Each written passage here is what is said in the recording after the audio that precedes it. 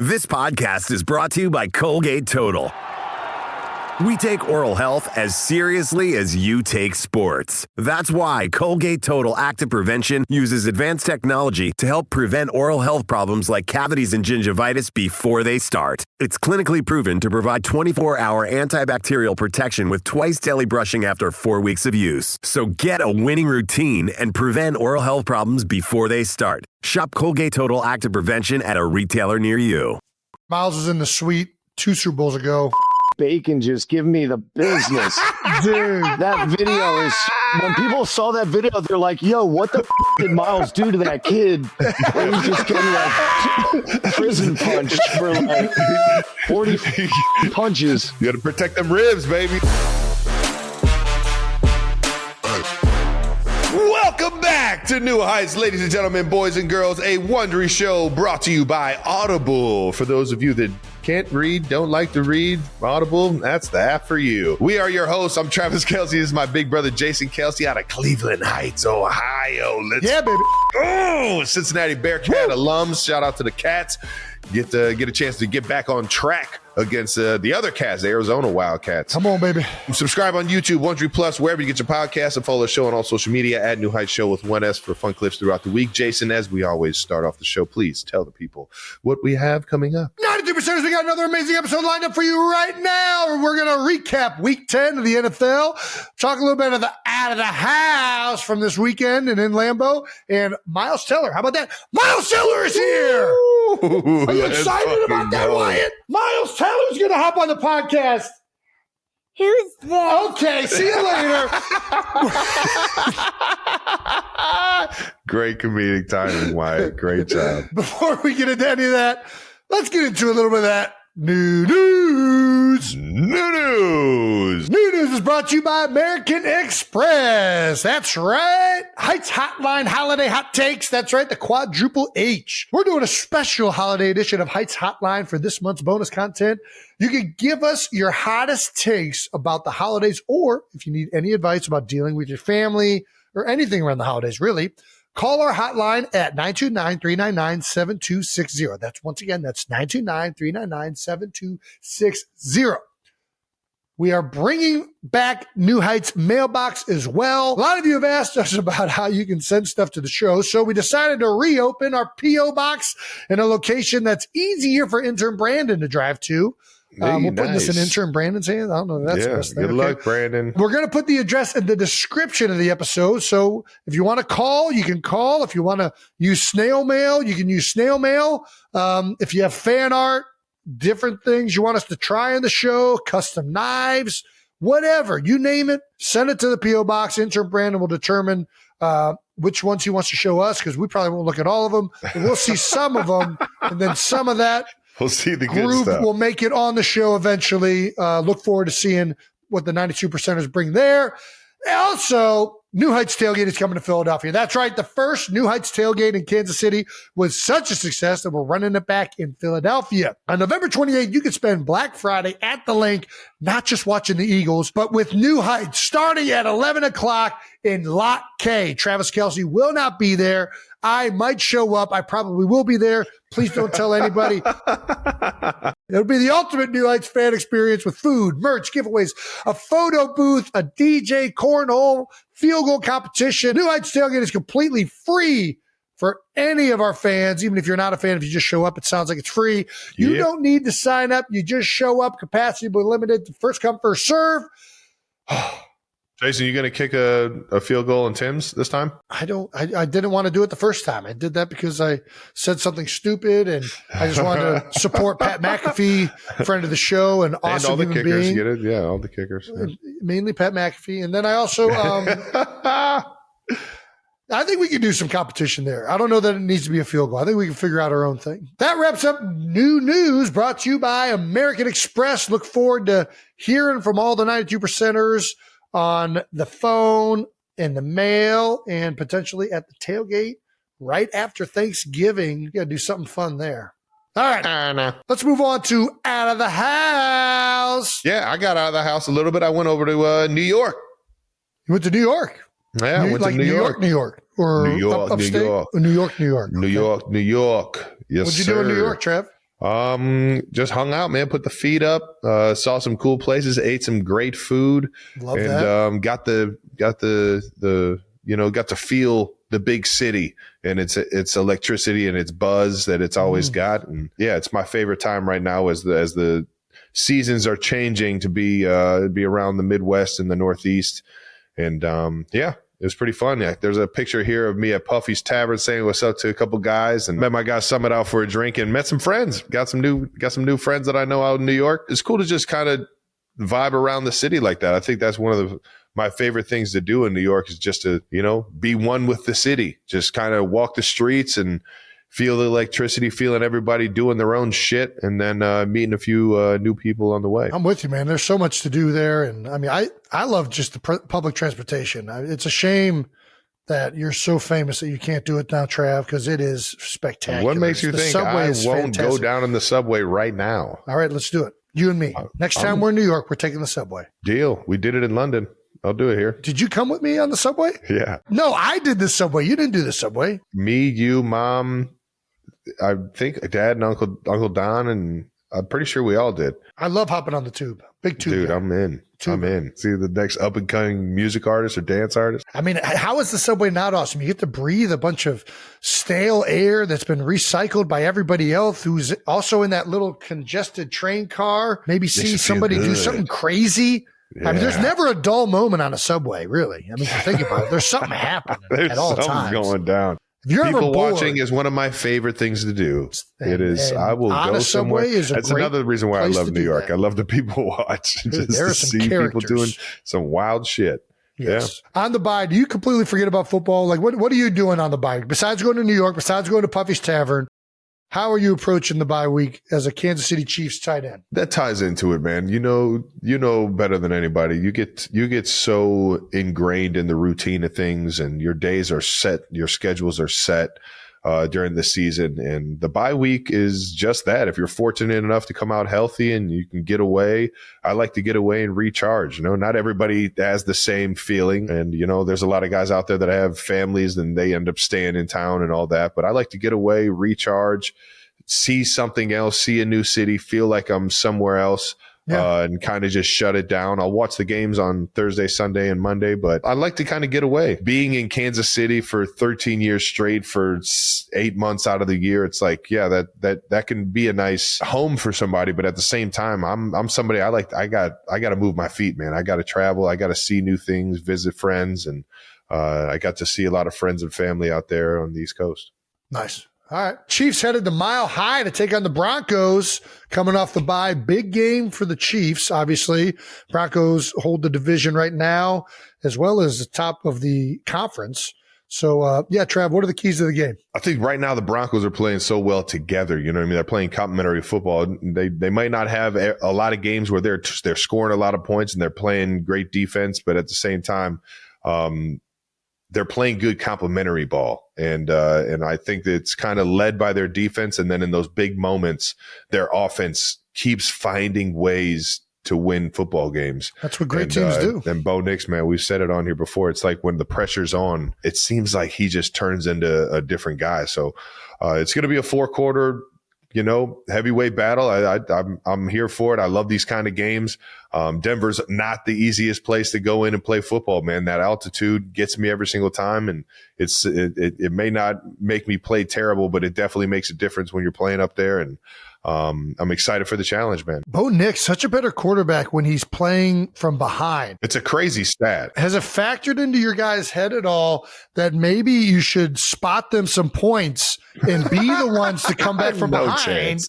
That's not how that works. No, nobody in their right mind is just like, all right, here, let's spot them. Listen, if we're listening to analytics, the old Patty Mahomes, statistically, it is the smart play. Lead at half. Yeah. Statistically, it is the smart play. It's like you're playing blackjack. Analytics, yeah. If you play blackjack with the Broncos, you got to let them bust. You got to let them get to 20, and then that they're going to go over at some point, and then it's all going to come crashing down. I think we're going to try and start fast and finish even faster. I think that's going to be the key to the game right there. It's probably a more tried and true method. Jason, you were everywhere this week. Yeah. If you guys in the real world didn't catch it, You got Peyton Manning to be you, and you got to be Peyton Manning. Little Freaky Friday action. Yeah, I wore a Colts uniform. We traded places in true Freaky Friday action. Yeah, Peyton approached me to do this tush push thing. I'm like, dude, I'm all in, man. Peyton's places. He does a phenomenal job Fucking at shedding light on the history of the game, some of the most awesome things around the NFL. It's truly just a joy to even be involved with this in any capacity. So shedding light on the tush push and doing this bit where Peyton got to feel what it feels like to be at the center of that thing on the bottom. Listen, you think the quarterback's getting this tush push?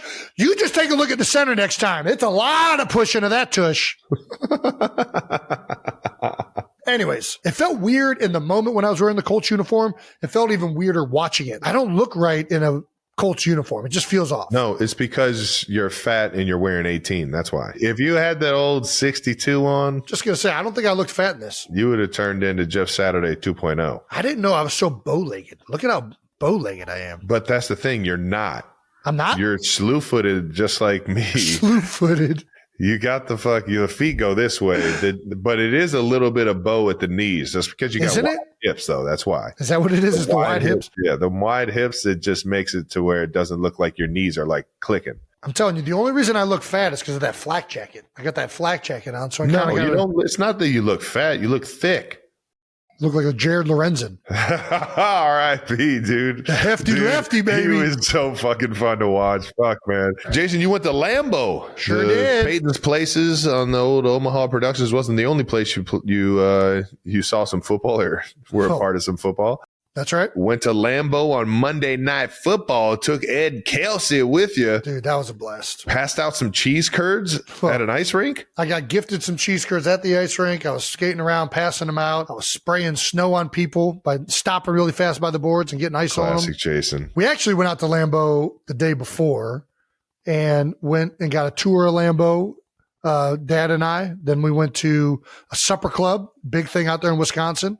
Went to Schwarz's Supper Club. Fantastic. I had the biggest prime rib. I think it was a joke by the kitchen. Like, there's no way this was an actual. But the waitress kept telling me that's a real legitimate serving. I was like, this is fucking preposterous. Like a dinosaur prime rib. Like, what the fuck is eating this kind of prime rib? Jason Kelsey. I tried. I couldn't get it. Wow. I will show you a picture of this. This thing is probably, I'm not exaggerating. It's probably like a 36-ounce prime rib. Like it was this thick. God damn. It filled up the whole plate. Like it didn't even look like it was cooked. I was like, what the fuck am I eating right now? And it was delicious. Nice. Had an ice cream drink. And then, yeah, we skated around, went on GMA. I mean, it was all over the place. I don't know, man. Again, I just love cold weather people, man. We just talked about it with Canada a little bit, and Wisconsin definitely fits that mold as well. Yeah. There's just like I don't know what the fuck, like a camaraderie or communal aspect of people that have to go through that kind of weather. And it was cold this weekend. Yeah. Where you like to drink, you like to gather around, you like to be in company with each other because you're all going through this shit together. I don't know, but it was fantastic. It was great. Hell yeah. Awesome people. I was Lambeau as a fan versus playing there. Well, we did Lambeau last year as a broadcast, and I dressed up as Santa because it was for this Christmas game, and we gave out gifts. The tour of Lambeau was awesome. It was really special. They've done a great job, better than a lot of other organizations. I would say probably even better than like Philadelphia, of like telling the story of the history of the NFL and in particular the Green Bay Packers. There's pictures all over the place. They have an old piece of concrete that like Curly Lambeau and Vince Lombardi and all those guys used to walk across before they went out the field on the actual tunnel that the players go on. They all step across that piece of concrete and put the jersey on like every other Packer has before them. The way it started and the fact that it's the only publicly owned franchise in the NFL, right? There's not an owner. It's all run by a board of directors. It's a nonprofit. The owners are the fans. And it's a very special place. It's incredible to go see. They've done a great job of showcasing all this history. There's Heisman trophies, Vince Lombardi trophies, pictures, old newspapers. And then the stadium itself is from 1957, and they've added on obviously since then. But the tunnel that I walked out as a player is the same tunnel that Curly Lambeau freaking walked out of. And it's really, really cool to take in all that history and then go and watch a game there. It's an experience that you got to check out. I'm telling you, football fans, if you have not done it, it is one of the coolest experiences and one of the most sacred experiences the NFL has to offer. And that stadium is worth every bit of going and experiencing, man. That whole town is. And I got to shout out Diane, our tour guide. Diane was amazing. So much energy. Dad didn't wear his hearing aid, so that was a complete fucking debacle. But the whole thing was outstanding, and she was, I don't know, man, just a great person. And you could tell how big of a fan she was of the Packers and the NFL in general. So, yeah, awesome experience. Oh, I got to shout out Cheese Curd Nick. I don't even know if I'm saying this right. At the Stadium View tailgate, he told me to get his curds. He said they were the best curds in Wisconsin. Not gonna lie, they were fucking really good curds. I haven't had enough curds to say they're the best curds, but the best cheese curds I've ever had. If somebody says Nick, I got the best anything, I'm gonna try it. Maybe Lot K, maybe I can't remember. Anyways, it was a great experience heading over there. Yeah, I mean, and to be fair, if you're fucking up cheese curds, you're fucking. You just deep fried cheese. You don't need to be making cheese, but they were fresh. They were freshies. Ooh, had a little stretch to them. All right, yeah, nice. Had some stretch, had a little squeak. Sounds delicious. So yeah, being out in Wisconsin was a blast. Had an ice cream drink. You ever had an ice cream drink? A milkshake? That's what I thought. It comes in like a little martini glass, and it's got booze in it. Incredible. So a milkshake with booze. Kind of. I mean, it's one way to say it. Dairy and alcohol for me doesn't sit well. Over the course of the day, this is my day. I go to Lambeau, get a tour. We go to Legend Larry's, which apparently is a wing spot in the Wisconsin area. I eat chicken wings and fried food there. I have about 7 spotted cows because when you're in Wisconsin, you're going to drink a spotted cow or two. I go straight from there, an hour drive to this freaking supper club after the 4 o'clock games end. And at the supper club, the first thing you do is the whole thing is you sit at one table by the bar and you order your food there. And while you're ordering your food, you're drinking alcohol, mainly old fashions. So I have an old fashioned there. Then we go to the table. I eat a prime rib the size of the entire fucking plate. All right. Yeah. And then I top it off with an ice cream drink. When I tell you my stomach had no fucking idea what I was doing, like there's just fried chicken, prime rib, ice cream drinks, beer, old fashioned. I probably took about 4 years off of my life in one day going to freaking Green Bay, Wisconsin and chopping it up with these. I had Jägermeister. A guy said, "Hey, you want to play beer die? We're playing beer die." And he's like, and loser buys. I lost. I was like, all right, what do you guys want to do? What's a Wisconsin drink? And they said Jaeger. I said, I haven't had Jaeger in probably 15 years. Let's do it. My stuff, it was churning all sorts of different ways, but I'm not a bitch, so I handled it fine. But I was like, I don't know what the hell I just did to myself today. And I loved every second of it. Wisconsin. It was fantastic. That wraps up Out of the House. Let's move on to bold topics. Yeah, let's get into a little week 10 of the NFL. The Birds went to Lambeau, like we just said, and they snuck out a barn burner. Eagles 10, Packers 7. It was a cold game. It was a cold good night. defense. Good defense. It was cold that night. On Monday Night Football. It was football weather is what it was. Told the entire world about a beautiful story about a veteran and shine some light on it, man. That was Davis, very touching. Marine. Yes, sir. And as he got everybody ready for some Monday Night Football. Yeah, it was an honor to be involved in that piece. I mean, and listen, I was teammates with Tyler Steen for a few years and was not familiar with that story that his grandfather jumped on a grenade in Vietnam to save the lives of 5 other Marines. And it was a special story to be involved with. And it's just crazy. You think about how many people's lives exist today because those men survived, how many, fathers were saved. And at the same time, Rodney Davis left behind a 2-year-old and a 1-year-old daughter and a wife back in the United States. You're becoming an unbelievable storyteller. Not that you already weren't, but it was. I thought it was very buttoned up, and you fucking killed it. And obviously, shout out to all the veterans, man. Hell yeah. Back to some football. Should we just fast forward to like a minute and 35 left, or what? Yeah, I mean, I think Listen, the Eagles had their first drive really good. They're getting down inside the 15 basically, and great strip by Edgerrin Cooper, great linebacker for the Green Bay Packers. And both teams played unbelievable defense in this game. And the Eagles, they got behind the sticks a lot with false starts, penalties, holding calls that kind of stalled out some drives.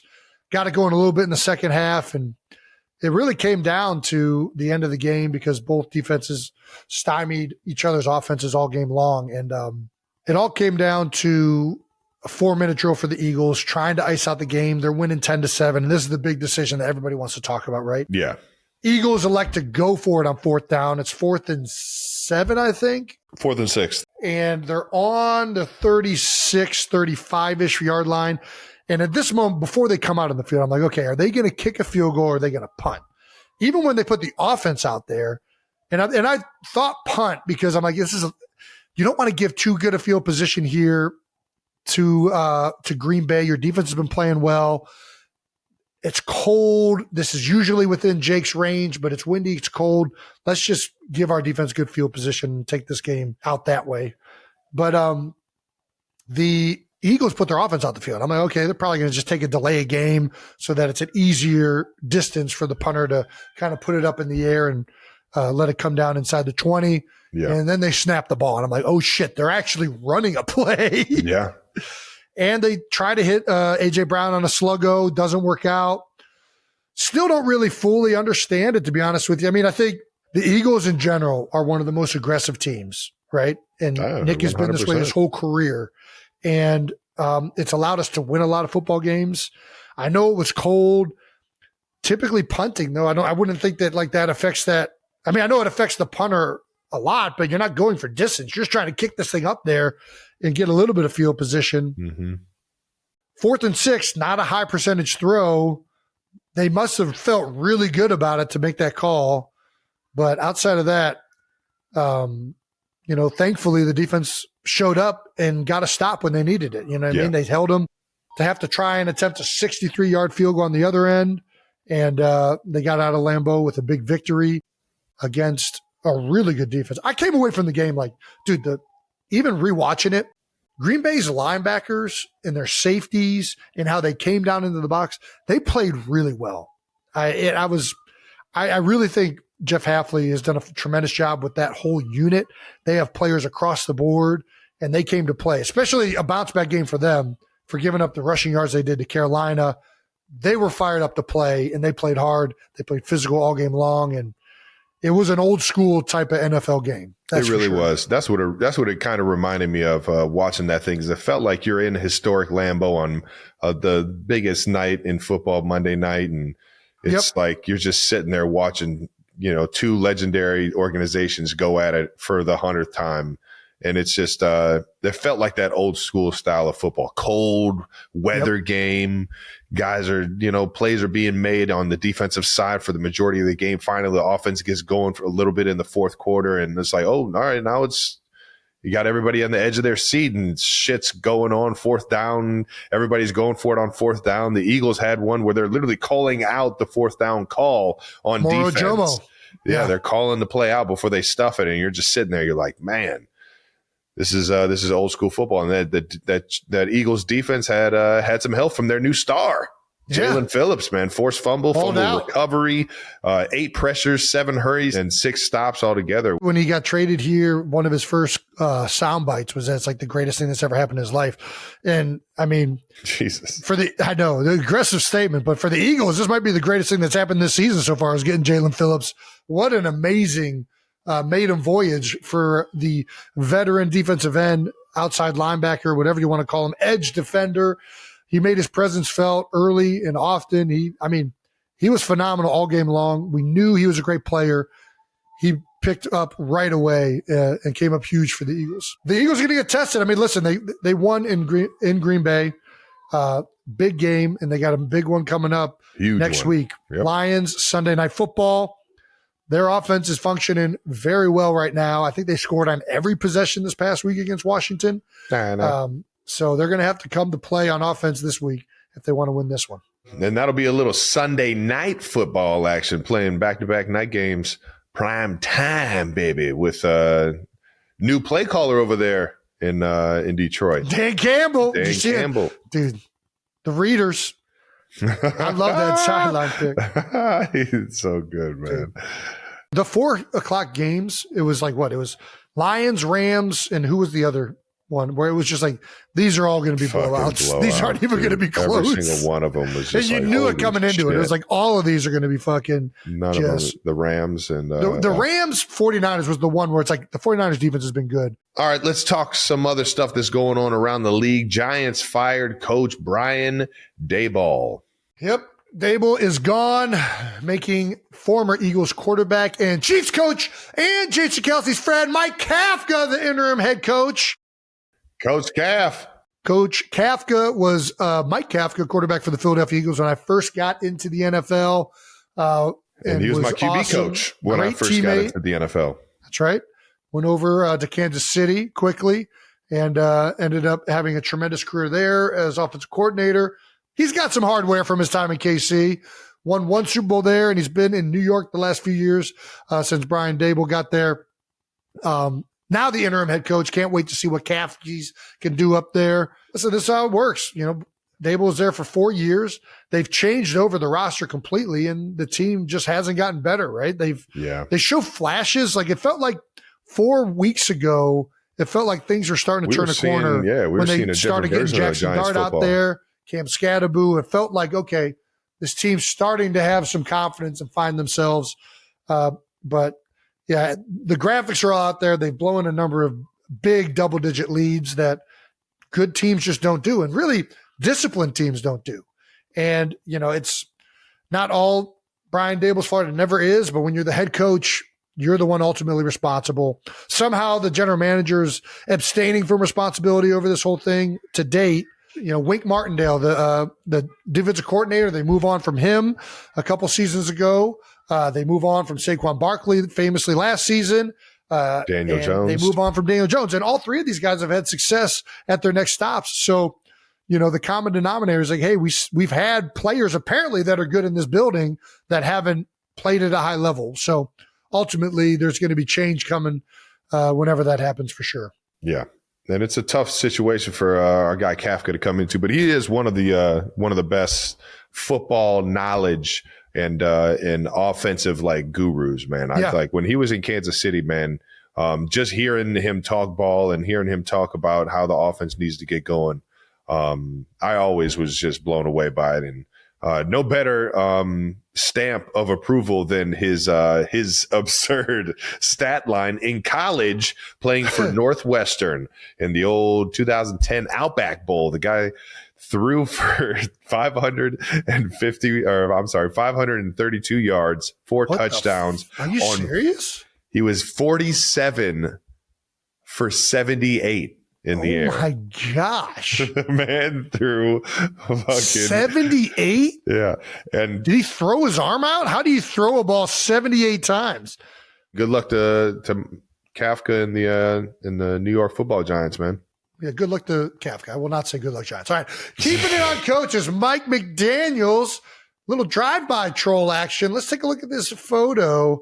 After the Dolphins upset the Bills, Mike McDaniels might have been spotted driving by a Bills bar in South Beach. Can we get a more zoomed-in version of this photo?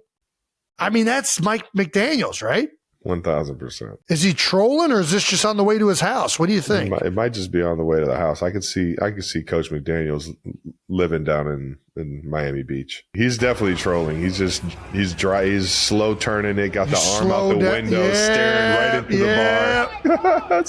Staring right into the bar. I mean, listen, this was a big one for Coach McDaniel. Yeah, it seemed like there's some people in the hot seat over there right now. Let's keep it moving to Stamp of the Week. Trav, take it away. All right, now moving on to Stamp of the Week. I mean, Who you going with? I mean, Dan Campbell had over 500 total yards with those glasses on, man. I might give my stamp of the week to those readers. All right. I like it.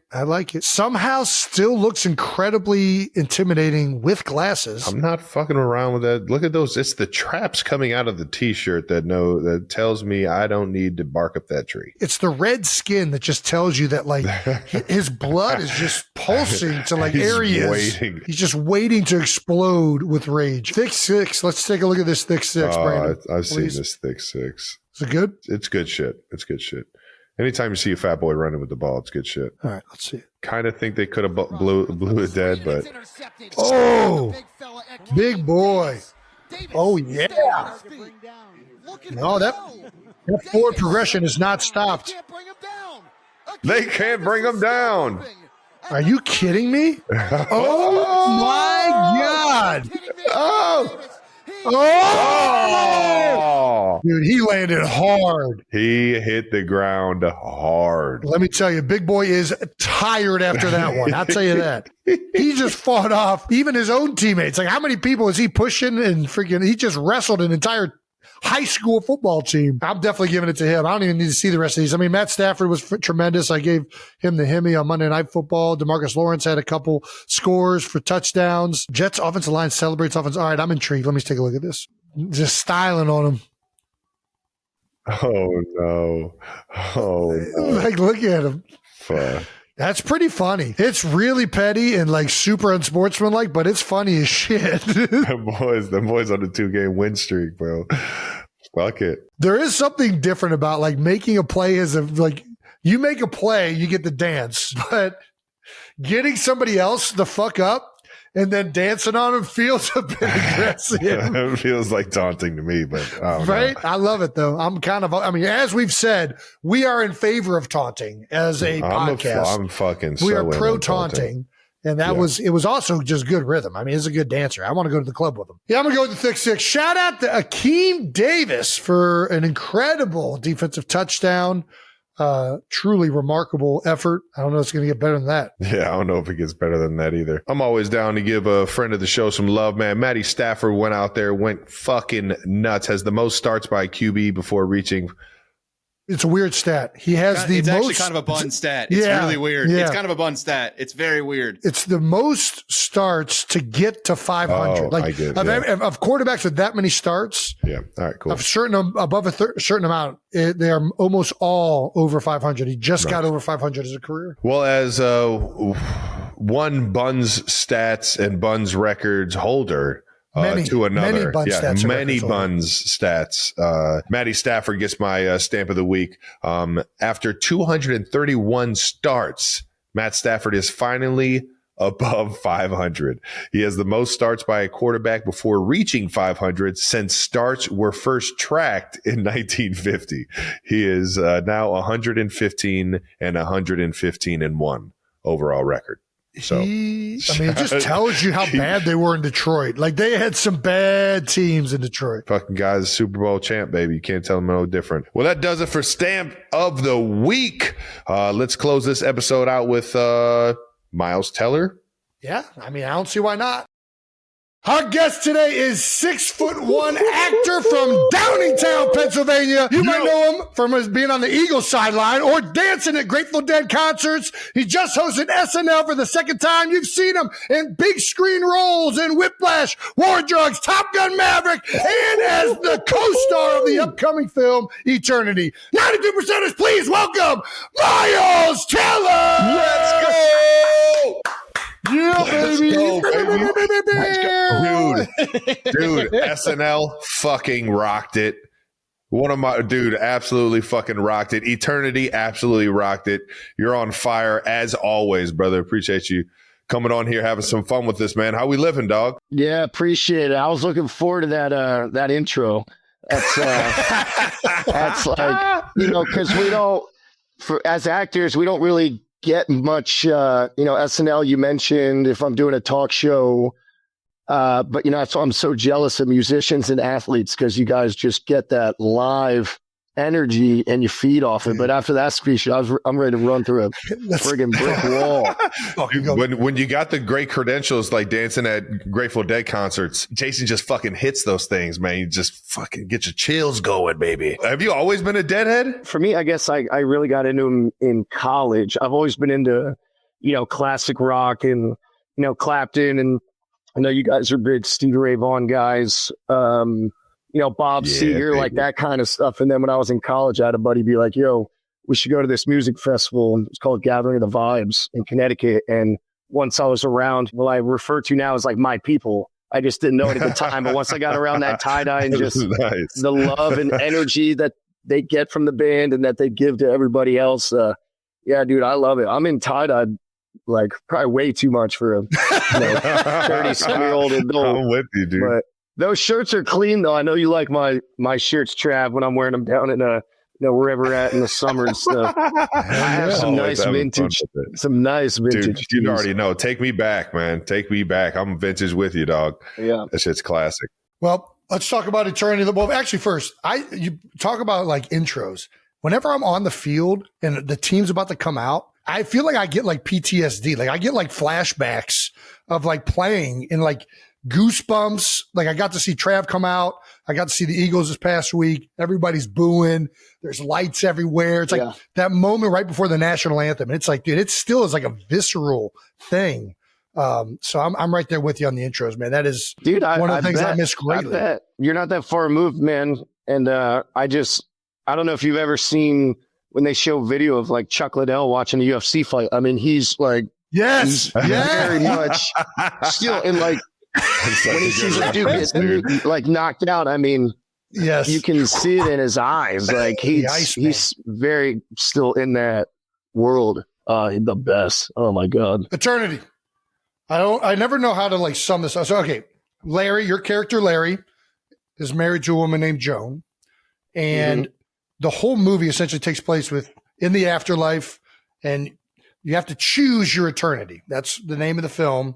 And I mean, I don't know what I'm allowed to give away, what I'm not allowed to give away. Do you want to? I'm going to try not to give nothing away. Also, it's not a Marvel film. It's not Top Gun. I don't think I'm going to have a red dot on me if this thing goes a little sideways. Sure. But, yes. The movie's called Eternity. My character and Lizzie Olsen's character, we've been married for 60-something years.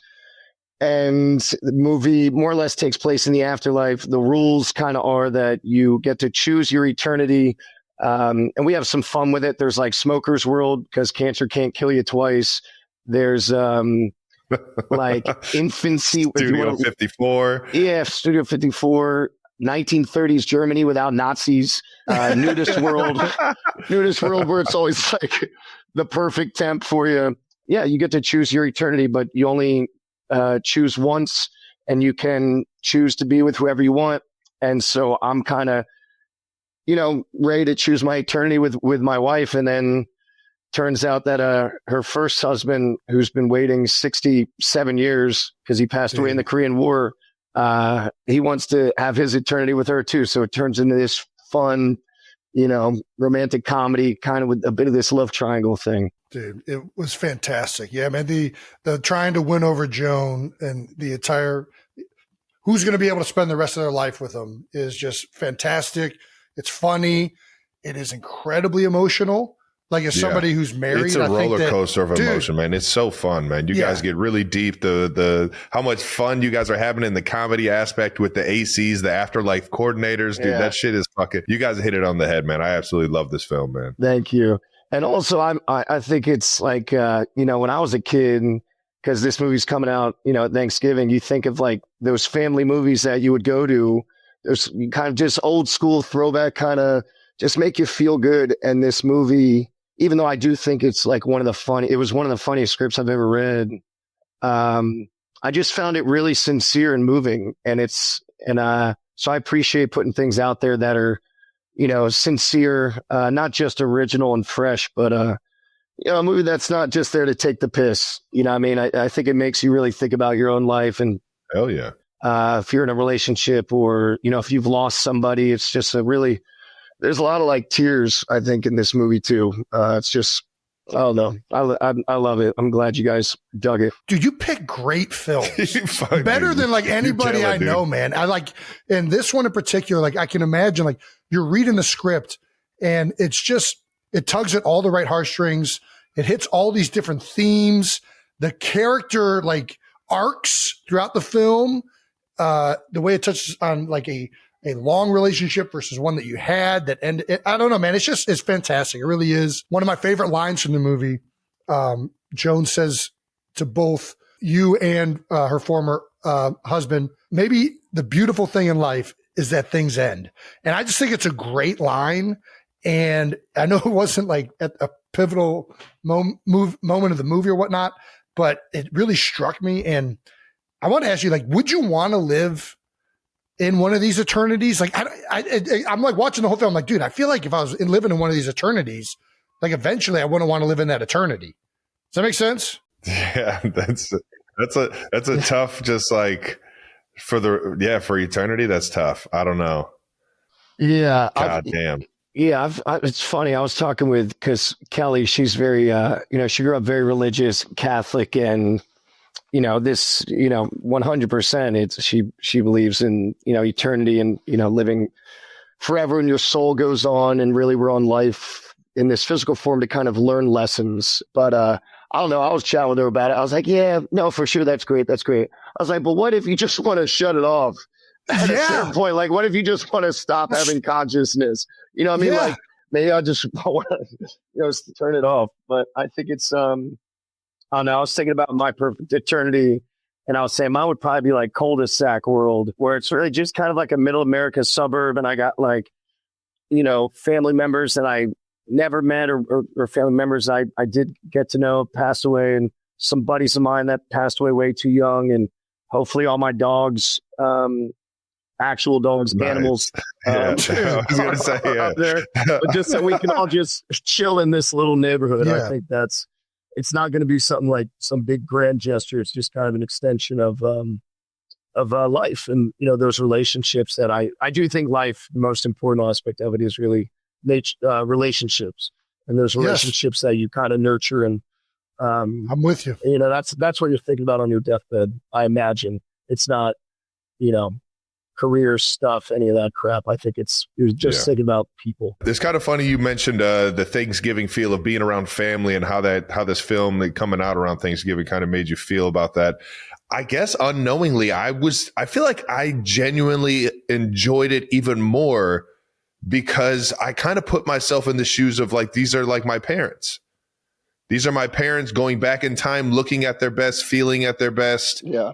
I kind of put myself in those shoes and enjoyed the movie from that aspect. Like the people in our like age demographic, we're like looking at our parents in a movie about them, and how sweet and how crazy their past has been, and how it can even like meet up in the afterlife. It was crazy. The creativity of what Afterlife was fantastic, and it was a new look, and it's something that I don't know. I don't think about it too often. I have my own thoughts on Afterlife, but it was something fun to think about, and like what's really important, and what do you value, and what do you really want to carry with you through life. So fantastic film. Well done again. Yes, sir. I mean, kudos. And I've asked you this before. Maybe we can ask this on podcast. How do you pick films as a blockbuster actor? What is your process? How do you, because I'd imagine the inbox is like, I mean, it's got to be bigger than my email of just like scripts and people that are reaching out. Like, how do you sort through that onslaught of opportunities and really get to the ones that ring true to you? It always starts with the script. Although I will say, if you are lucky enough to always work with a great director, then that's going to give you a pretty good shot. I 100% believe, it is a director's medium. And when you're on set, there's a lot of people doing similar jobs, but there's only one director on any given set. It just shows you how rare that talent is. But I think, I don't know, for me, first couple years of my career, I think I had a pretty good idea of, I wanted to, show some range, and I knew I wanted to do my like college buddy comedies, but then I also knew I wanted to do some kind of something a little more intense drama wise. I I like to maybe some action stuff, but I think for me, if there's anything that's really kind of steering my decisions, it's probably just that I don't want to be repetitive. I've been doing it professionally now, I guess, for like 16 years. I started at 22, and now my audience, those people that saw me at that age, like now they're older as well with me. And so I just don't want to play down to them. I try and find things that I'm interested in. I just think I think I do have a wide range of interests. Yeah. There's a lot of stuff that I, am into. And I try and pick things that I do think are of quality, whether or not the movie turns out like that. Awesome. I don't know. Everybody's in it for different reasons, but for the most part, I enjoy projects that kind of push me a little bit. I think that's important. You've been doing this shit for a while, man, but it's so fun to see you keep taking these new challenges. And this A24 film is out. Eternity comes out November 26th. Make sure you check it out. You're going to fucking love it. I guarantee it. But why don't we talk a little bit of your football love? Let's talk a little Birds. Let's go. Now's the time. We need to know Miles' thoughts on the 2025 Birds. What do you think? It's hard to argue with the record at this point. Lost a lot of guys. On defense, that line, it gets a little banged up. But I would say what I'm, I guess, most appreciative of, and it's kind of weird as an Eagle fan, but I just expect them to close teams out. I know. I really do. I think Jalen, that kind of just, cool hand Luke back there, his demeanor, I think in the beginning of his career was maybe frustrating for Eagles fans because we're a real passionate fan base and we want that quarterback. Maybe, when you're winning, it's all good. You're like, all right, cool, dude's unflappable. But then when you're losing, you're like, show some damn emotion, dude. But it's, Eagles have been, I think even under Andy Reid, he averaged like 10 wins a season, in all those McNabb years. Like there's been a couple of down years, but for the most part, I'm just really appreciative that ownership and those players and those coaches put a winning product on the field. Absolutely. Oh yeah. Almost year in and year out. And that's very rare. Trav, what you boys are giving to those Chiefs fans. That franchise just took off on a rocket with you boys. And now it's like, that's the standard. And I feel like as a, NFC guy, I feel like Eagles are that standard now. So it's just awesome to watch. I appreciate all the effort. I know. Can I imagine how much goes into it? Fans will never really know. So I'm just happy to be a part of the ride. And to be honest, man, that's the one thing you see from the rest of the league is that from the top down, they are ran like a true like a top tier organization. When you go there as a fan, as a family member, I'm over here wearing the gang green when Jason's playing, and I'm sitting here. I'm like, man, this is a well-oiled machine. The family rooms, how they treat the players, how the players get embedded into that, ingrained into that city, from the top down, man. Without a doubt, man, Philly's organization's top tier. And you just touched on the ownership. Jeffrey Lurie just got put in the Philadelphia Sports Hall of Fame. I think he's in there for contention to be in the NFL Hall of Fame one day as an owner. Certainly, the success that they've had since he's taken over has been incredible. And I'm just lucky to have gone to an organization like that. And, you mentioned Andy Reid. And, how many owners have been to, I guess, his fourth Super Bowl now with 3 different head coaches? Like that's – to retool and to be able to hit it again is pretty remarkable when you think about the career achievements that he's had in Philadelphia. And I just saw a stat. I think Nick has more wins than the last decade of Giants football. And you think about the turnover that New York has had. They just fired Brian Daboll. And I think they had 54 wins in the last 10 years. And Nick just surpassed him this past week. It's like, we've been pretty spoiled, no doubt about it. Until you win that first one, right? It's like, oh, Philly, they're never get over the hump. And now all of a sudden, you were back in another one, and then you win one and this and that, and it's like can't even hear you down there, Giants fans. We're not even focused on you, dude. Dude, I gotta ask. So I know we're talking Birds right now. knowing you're a huge Phillies fan. You follow every fucking game. You watch every Birds game. You got to be a Philly through and through. Do you watch the Broad Street Bullies every game?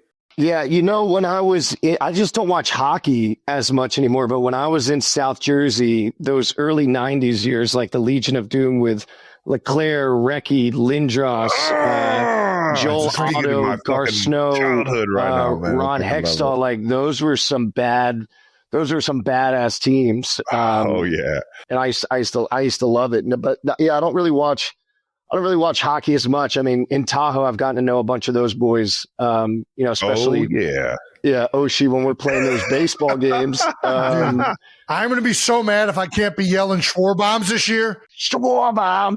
Freaking do a lap. Oh, gosh. So funny, dude. For those of you that don't know the context, man, every year we play beer drinking games in the back of the casino with the core group of guys, and the hockey guys are in there. We're always in there. And man, I'll tell you what, Miles is one of the fucking all-stars of that goddamn back room, dude. It's like the guy just goes unconscious, man. I feel like I'm like kind of coaching too. I'm like setting lineup. I'm like setting the defense. He's managing the whole thing. Watch this sneaky little dude. He's got something going on right now. And yeah, it's so fun. It's fun. Look at this guy. He's going to break out the trophy. Baby. Yeah. Ocean's Table MVP. Shout out to Oshie. Oshie. We had like that full Stanley Cup championship trophy, and I looked at a photo of me. I'm just like covered in booze. I was like, oh yeah, because I drank out of the thing, and I just spilled all over me. Oh, gosh. Tahoe, man. Fucking electric. Where are we at here, man? Trav, do you like playing on Thanksgiving? Is that as a football dude? This is my first time playing on it, man. I've always dreamed about playing on it because obviously it started out playing in the backyard and just screwing around. Always had the turkey bowl around where we were with the friends and families. And I've always football and Thanksgiving, that's those two go together like fucking peanut butter and jelly, man. So I'm excited to play. We're in Dallas. So I'll hold it down try and hold it down for the Birds fans out there. You will. Yeah, baby. And get after the Cowboys, man. But yeah, dude, I'm excited. I'm excited to do it, and hopefully I'm eating turkey on the field afterwards. But what you guys played on Christmas? Was that the played game? On Christmas last year, yeah. Yeah. Yep.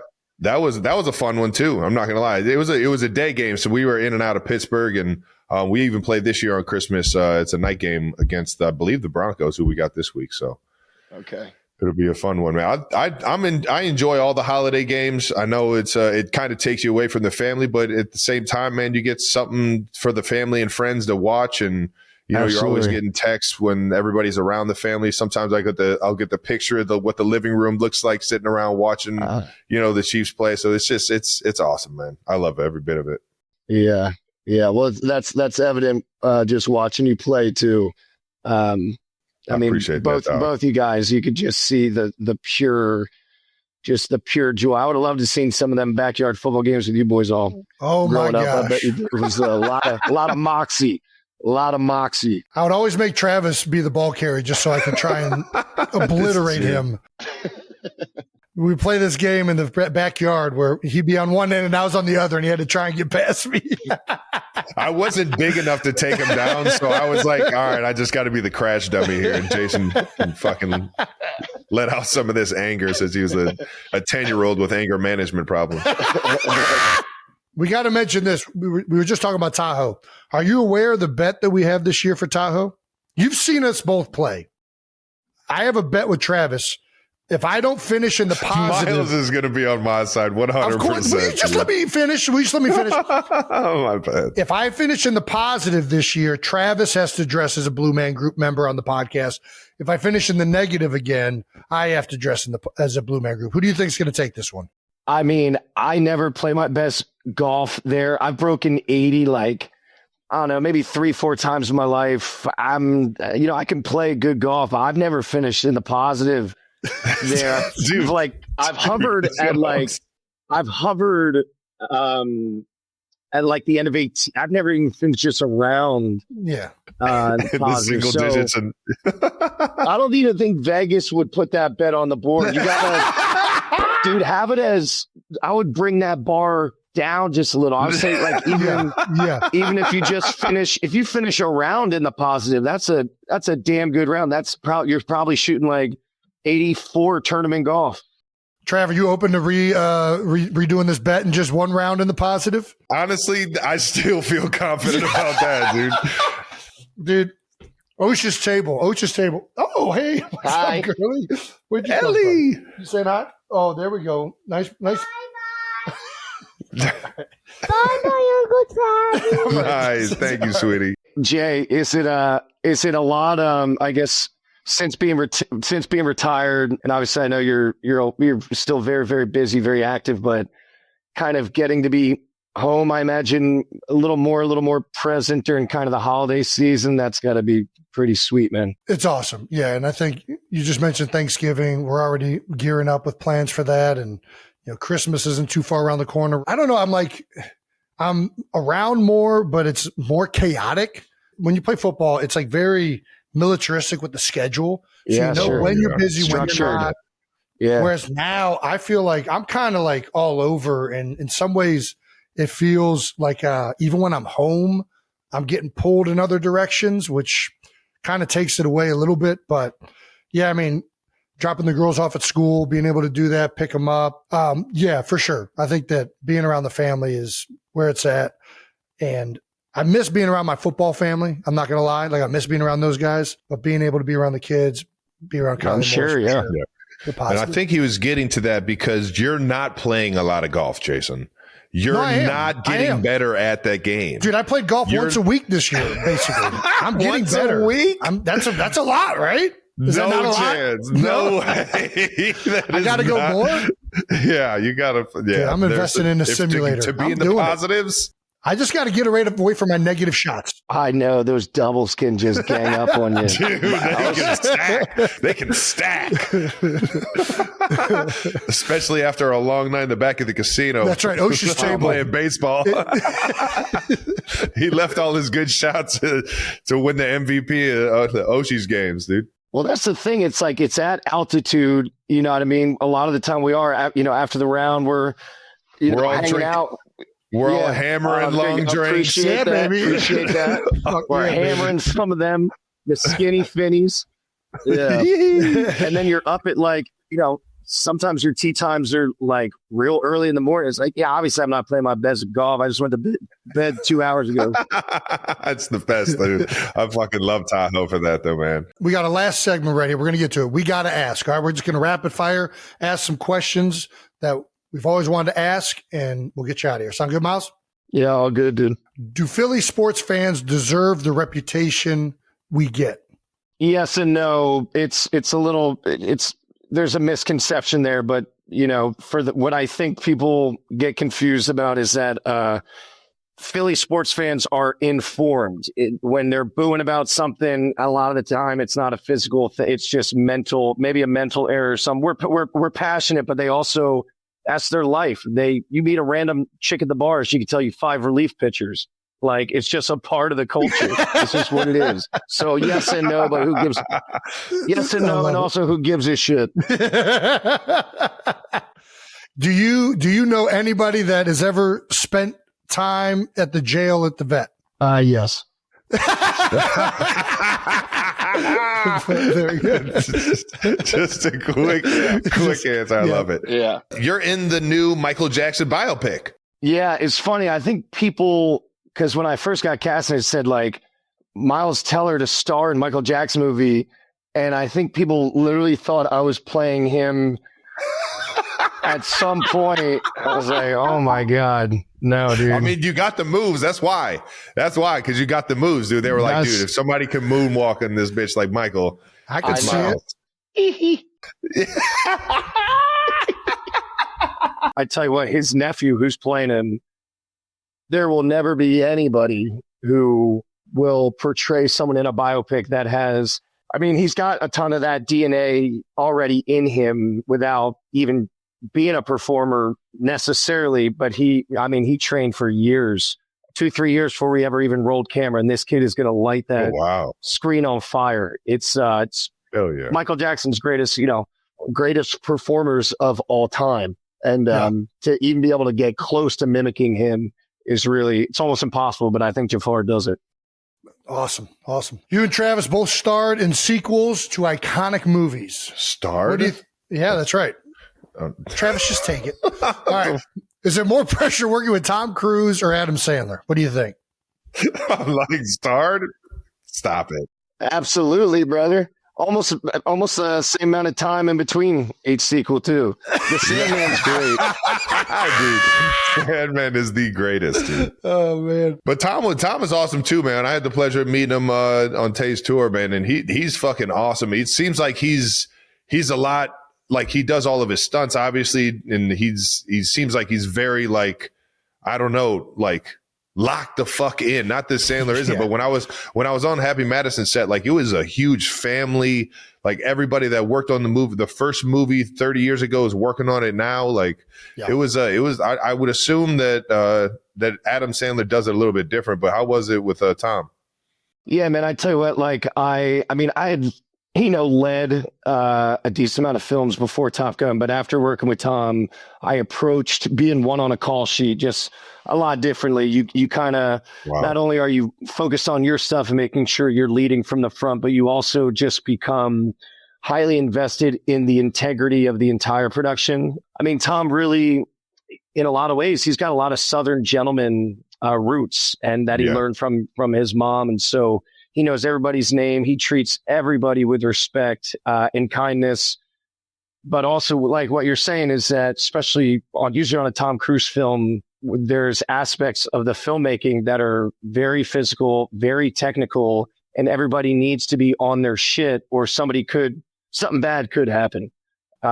So that attention to detail, he does not mess around with that. And honestly, I don't think I've ever met anybody who loves making films more than Tom. He's such a champion for it, and I learned so much from that guy. If he was on your football team, I mean, he's wearing that C, and he rises. Everybody rises just with his ability. Yeah. What are the chances we see Rooster again sometime? I hope very high. High. Yeah, that was like such a highlight of. Dude, it just that movie came out like right before we did Tahoe, and just seeing all that red, white, and blue out there, and dudes showing me their Top Gun tattoos and juicing me up. It was like, let's go. Yeah. I love it. Hell yeah. Was it easier hosting SNL the first time or the second time around? Oh, the second time by like, it's not even quantifiable, dude. It was the first time. The first time, as you know, Trav, I mean, that week, everything is happening in such fast forward. You have nothing to relate it to. Even if you've talked to somebody who's hosted before, they can't even really give you all that much advice. You got to experience it for yourself. And I thought when I hosted it the first time, I kept waiting for Lauren to bring me aside and be like, "Hey, kid, like you got to pick this up," because I never felt prepared. And then at all, no. And then it goes by like that. But the second time, I felt a lot more relaxed. I was like, "Hey, can those writers, can they come to the room?" And I'd be like, "Hey, maybe we switch this line, or something." And the first time I was freaking out, dude. Dude, I was, you already know I was on ice. That's just the best. I actually, I was lucky. I had Peyton Manning shot me a text and was like, "Listen, I know where you're at right now." It was like the Monday before I even stepped foot in New York. And he's just like, "I know where you're at right now. Just buckle up for the ride. Be there. When you're there, give it all your attention, all your effort." And I was just like, bro, at the end of it, I was like, that was the best advice he could give me, because there's nothing you could tell somebody that will get them ready for that. And I see the second time around, you were talking to the writers and everything. You have the credentials to do that. I don't have any fucking. I would still go in there and not say anything. I made one comment to change the script just a little bit. I was like, what if I said this? And they were like, yeah, that would probably work too. And I was just like, all right, noted. Don't ever bring that up again. Perfect. This shit was hilarious. But with that being said, they are like the absolute best at what they do. Because I remember this last time, me and Marcelo had this sketch at the end we play like Italian waiters, and I'm about to go on in like a minute, and the writers come in, and they're like, yo, we just found out we got to cut a minute and a half from this sketch. And so they're like, all right, we're going to cut this. I said, yeah, but I need to get from this side of the table to the other, but you just cut that. She's like, fine. She's like, cool. I'll tell Marcelo to grab you on this line. And I love the high wire act now that I'm comfortable in it. But the first time I just felt like I'm going to be that first host that looks like a deer in headlights in front of, however many millions of people, dude. Kobe Bryant said in an interview he was a big fan of Whiplash. Is this one of the best compliments you've ever received? Like, how'd you feel about that? Dude, I'll never forget where I was at. I was at the gym. I was working out, and it came up on Twitter or something. I read it. So then I tweeted like a minute after reading, I was like, man, at Kobe talking about Whiplash, and GQ made my life's highlight reel, purple and gold, whatever, and tweeted it out. Like a minute or two later, I get a notification, Kobe starts following you. So I was like, damn, I got to send him a message. So I sent him a message, not expecting a response. He responded almost immediately. And it went from like exchanging, Twitter messages to him giving me my phone number. And I used to send him screenshots of me playing 2K, being like, yo, I got messed around. That's amazing. Messed around, got a triple double today, dude. And he goes, good day. That's a good day. Kobe was the friggin'. That's awesome. Kobe was the man. Oh, that's great. We always ask everybody that comes on the show what their welcome to their profession moment was. Me and Jason asked each other what our welcome to the league moment is. We're going to ask you, what is your welcome to Hollywood moment? It could be good. It could be bad. It's just like a shock of like, oh shit, I'm doing this. For the first movie I did, and I remember, so it was with Nicole Kidman and Aaron Eckhart, and I had just seen The Dark Knight very recently, so him as Two-Face was very fresh in my mind. And I remember the director right before about to do, I didn't know this at the time, but I guess the director told him right before we did this scene, he's like, yo, Miles is straight out of college. This is his first movie. Like, go off book, scare the shit out of this kid. And so this is good. This is gold.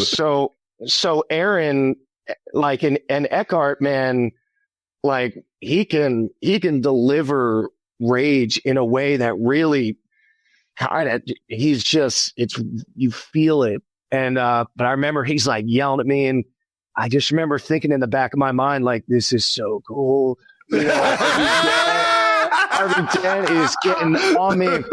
And I literally felt like I was floating above my body, that I was just like watching Nicole Kidman and watching Aaron Eckhart, feeling like I was like in a dream, just on a set with these actors.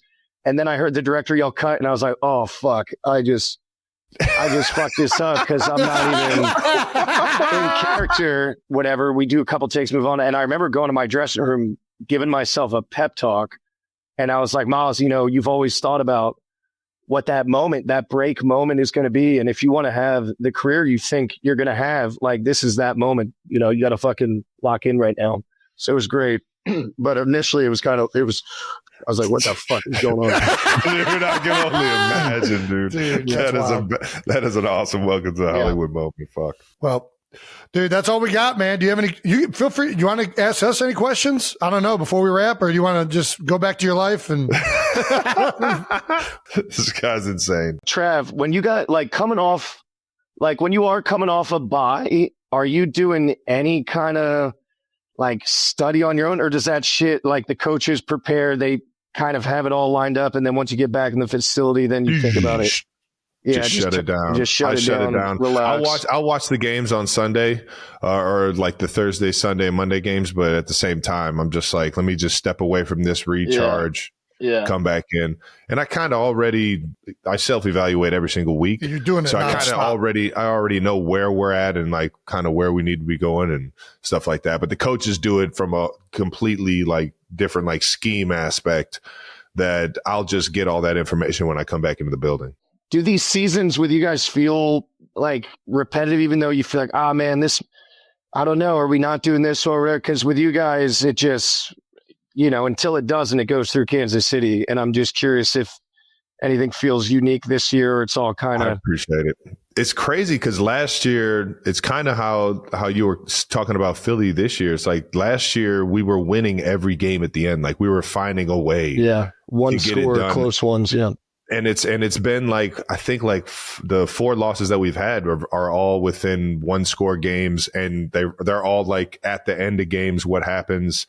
You know, a play here, a play there, and all of a sudden we're damn near undefeated. You know what I mean? Like when you really look at the grand scheme of things, like there's huge plays at the end of games that if it goes the other way, like we're in a completely different situation. So I think this year offense being able to put up 30 balls every game, and you know our defense always seems to figure it out with Spags and the guys over there. So I'm kind of looking at this season like our team I think is rolling a little bit more. We just got to be able to, you know, finish these games off.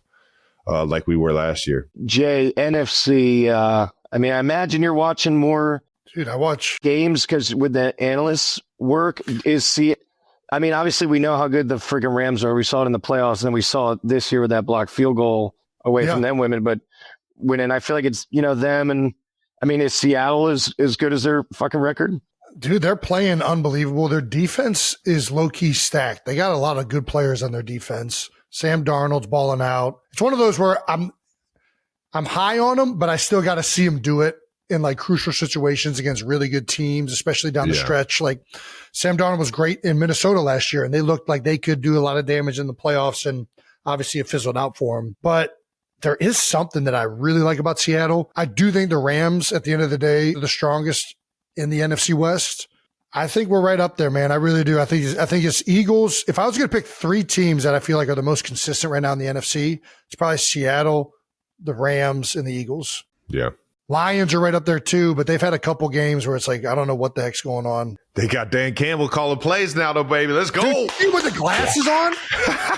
Just this Dan big Campbell with the glasses. freaking dude with the readers on? I'm like, God damn, that's a freaking look. Why does the AFC East not fucking travel well to Miami? Even when it's not fucking like balls hot. Because even Brady, I think, only had like a 500 record or something in Miami. Like what is it? It's the divisional games, dude. Anybody can sneak up on you, man. Even no matter what their record is. It's like these teams just know you so well, and they get fired up because it's divisional opponents, and you get to see them twice, and it's crazy. It's crazy how these things work in the division, man. But you're having fun, Trav? Man, flying high, baby. Yeah. Flying high, man. Good. Keep winning football games. Yep. Fuck yeah. Get this Super Bowl rematch like we all want, right? They had it in there. Miles was in the suite 2 Super Bowls ago. Yeah, I mean that Super Bowl 2 ago, fucking Bacon just giving me the business. Dude, that video is, when people saw that video, they're like, yo, what the fuck did Miles do to that kid? And he's just getting like fucking prison punched for like 40 fucking punches. God, so Bacon's fucking out of control, man. Fucking love that dude. Fucking A, dude. You got to protect them ribs, baby. You got to protect them ribs in the chin. That's some good shit right there, baby. Holy Hell shit. Yeah. All right, boys. I appreciate you guys so much. You guys are crushing it on this show. It's fucking awesome to see. Everybody go check out Eternity coming out November 26th, as well as the Michael Jackson biopic coming up soon, man. Can't wait to see that one. Miles, thank you as always for being a good brother, and appreciate your time, dog. Absolutely. Thanks, guys. Appreciate it. Yes, sir. Alrighty, that does it for Miles Teller. How about it, man? How fucking awesome is Miles? Dude, great friend of the show. No, I love reminiscing about Tahoe with him, man. Don't forget to check out Eternity. It's in theaters November 26th. Absolute banger. You're going to want to check it out. Alrighty, that wraps up another episode of New Heights. Make sure you subscribe to the New Heights channel on YouTube and follow New Heights on the Wondery app or wherever you get your podcasts. You can listen to new episodes of New Heights ad-free right now by joining Wondery Plus on the Wondery app or on Apple Podcasts. Once again, New Heights, a Wondery show brought to you by Audible, the app that just helps you imagine everything you could ever imagine. It helps. It actually makes you smarter, makes you imagine things. It tells great stories. And you don't have to read. You can just listen. Follow the show on all social media at New Heights Show with 1S for fun clips throughout the week. And thank you to our production team, the New Heights production team, for always making us look way better and making things so much easier for us. We love you guys. And thank you to the 92%ers. We'll see you guys next week after a little week 11 in the NFL. Peace. See you later. Sayonara.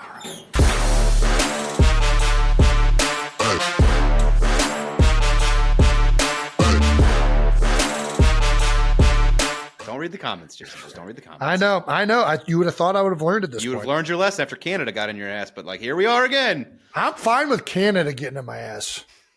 No, you weren't, because you fucked over Jake. I just had to clear it. Apparently, sarcasm is dead. Oh, Canada. Nice. Our home and native land. Nice. True maple syrup and poutine for our face. We say hi. We hold doors. We spend Play our baseball time. so well. They don't. Maybe they. All right, I'm out. I'm over it. That should fix it. I think they're happy as hell now. Good job. They'll be real happy about that. Yeah, you crushed it. Jim Carrey, John Candy. There we go. Yeah. I think they got an Aykroyd in there. There we go. There are some great comedians from fucking Canada. You would have thought they'd have a better sense of humor about this whole thing. It's tough. This is so good.